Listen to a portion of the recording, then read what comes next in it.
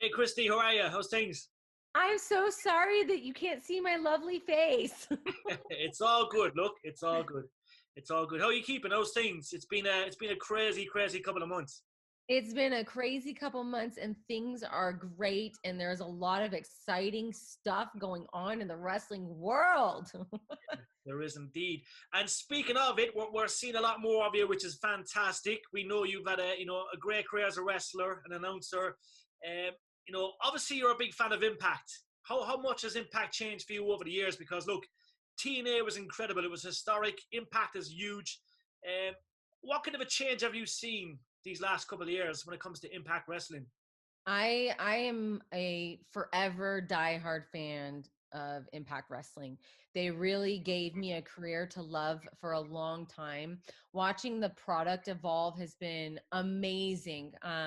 There's so many people behind the scenes that really develop that show, and they've really done a great job with all the things that they're doing right now, whether it's the roster or the graphic elements or the producing or the writing of the show. I'm just a huge mega fan, so being able to come back and step into the locker room and go behind the scenes and see what everybody's doing and see how the machine works, I'm so incredibly impressed.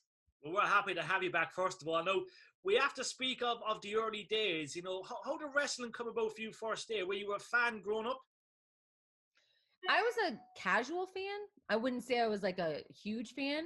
When I entered into the Diva search and I was first exposed, it was like I finally met the love of my life. Because it was just being there in the environment and starting to understand the psychology and learning about wrestling culture and the fandom of it and the way that the family of it and the rules and the respect and this just all those moving parts of wrestling. I fell in love with the just the diversity of it. Like, it really is a microcosm of the world in its own little place, and I'm a forever fan. Definitely. Speaking of the transition, obviously, we were lucky enough to see you grace the rings and stuff. How did you find the bumps and the training and the hard knocks? Because look, you know what I mean? It's a crucial sport. You know what I mean? There could be a lot of injuries, there's a lot of risks. How did you find all that? All of that, I mean, I have so much fire and energy and passion and all that kind of stuff. I really loved it. I never felt like, oh, this is too much, or oh, it's hurting too much, or anything like that. I was just so enthusiastic. It wasn't until I actually got injured that the fear started setting in. And even when I healed enough to get back into the ring, I think I came back for like maybe one match, and I had so much fear in the ring.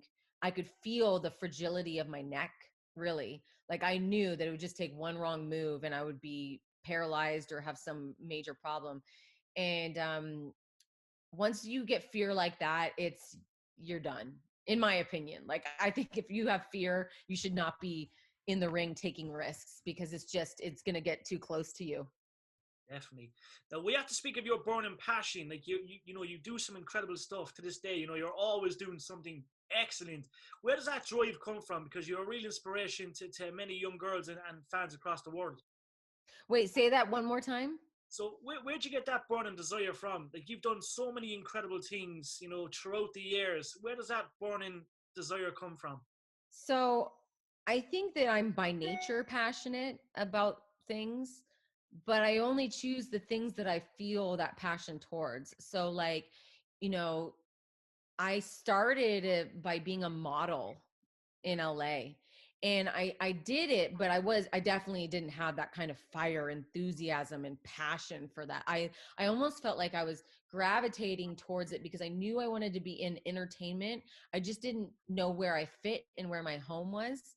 And it wasn't until I fell into wrestling that I found that. So my encouragement to anybody is that if you don't feel that burning fire and passion, then you haven't found it yet, because we all have burning fire and passion in us. It's just about finding the right thing that makes your soul dance. Yeah. Definitely. What was it like joining TNA? Obviously, as we know, Impact back in the day. What was the first week like when you made that move? It was obviously a nervous time for you, but exciting. Oh my gosh. I mean, I was so excited to try something new, continue my passion developing. And, there was such a different feeling backstage there. Not to say that it was, good or bad compared to WWE. It was just different. It was like the small guy fighting for the big thing, and everyone was working hard together, and like, having that kind of camaraderie where you're really trying to build a brand. I loved it because it was really like, it was before some of the bigger days on Spike. And so I got to see some of those like changes and development. And yeah, it's nice to be in a locker room that's all like fiery for the same thing. Definitely. Speaking of the locker room, what kind of stairs stood out to you from the first get-go, and you knew they were going to be huge, huge stairs down the road? Oh, you mean like in the Impact locker room? Yeah, yeah. You can always see when somebody has a little twinkle of something. And I think that for me, I'm such a believer in people that I actually see twinkles in just about everybody. I can't say there are many that I don't see a little twinkle. And I don't like when I'm actually working for a company or like in an environment of work, I don't play favorites with talent, because I like to give all talent the opportunity to surprise me and shine, right? I think that everyone has the opportunity to show their heart and their passion in the ring, and it doesn't look like the other guy, or there's no reason to fight for a spot because everyone is so uniquely individual.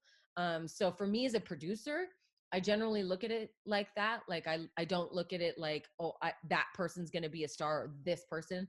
I can see them all being stars. It's just a matter of, do they believe it? Are they going to step into their own shoes? Are they going to take the ball and run?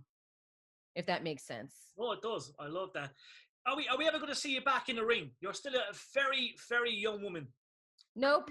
No, you're never going to see me in the ring. It's never going to happen. When you look at that roster right now, Deanna and no, do you know what I mean? We're no. trying to get Gail Kim to come up, but can we ever see one more match? Maybe, who knows? I look at them and I have so much love for them, and I know they're gonna just take it to the moon. But this girl is too broken in her neck to do something like that. I just don't. I think that it would be not good for me. No, My injury is too fragile, because I now have actually I had 2 herniated discs that the protrusions sit on my spine. I now have 3. And so just over time, it's just gotten worse. It's probably fair to say, Christy, look, obviously the injuries were a massive thing, and you know what I mean? It easily ruined perhaps, a fantastic career. Like, do you reckon you would have won many championships, if the injuries weren't there? I don't know. I mean, it depends on where I was at in life. I mean, of course, I think that I could have done great big things and won championships and all that, but I don't live in a lot of regret. I mean, I don't live in regret at all. And I also don't look back and go, man, I wish I woulda.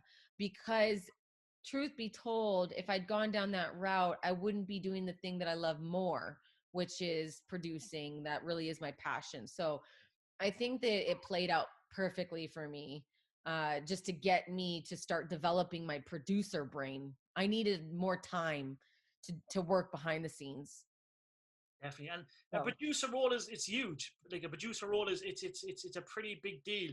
Like obviously that's something that you're really much looking forward to moving forward as well.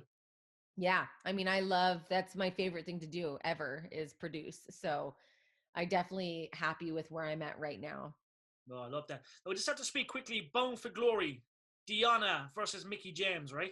It's going to be a great match. What's your thoughts on that match? Oh my gosh, it's like 2 people that I love so much. Like with Mickie, she is such a unique character, human, wrestler, all of the things. She has so much history and so much legacy. And oh my gosh, when I watched Empower, just that intro promo that she did on that show, I had chills all over. Like, I'm so impressed with her aspiration to continue growing outside of just being a talent in the ring. Like, she just wants to learn and grow. So for that alone, she's got fire. Like, she can hold her own in the ring. I have no questions about her. And then you've got Deonna Purrazzo, who is in her prime. Like, she's ready. She has worked her ass off for what she's doing right now. She is a well-developed character. She's sharp in the ring. I mean, those two can go toe to toe. I think that could be one of those matches that you look back on and it's unforgettable. I think they have the makings for that kind of a match. I agree. Listen, Christy, it's been an absolute pleasure and honor. We all look up to you. We will always remember you. You're iconic when it comes to wrestling. We hope to see you all back in Ireland soon. Impact, that is, and the whole team. You're more than welcome to come to Ireland anytime. So hopefully we'll see that in the near future. Thank you so much.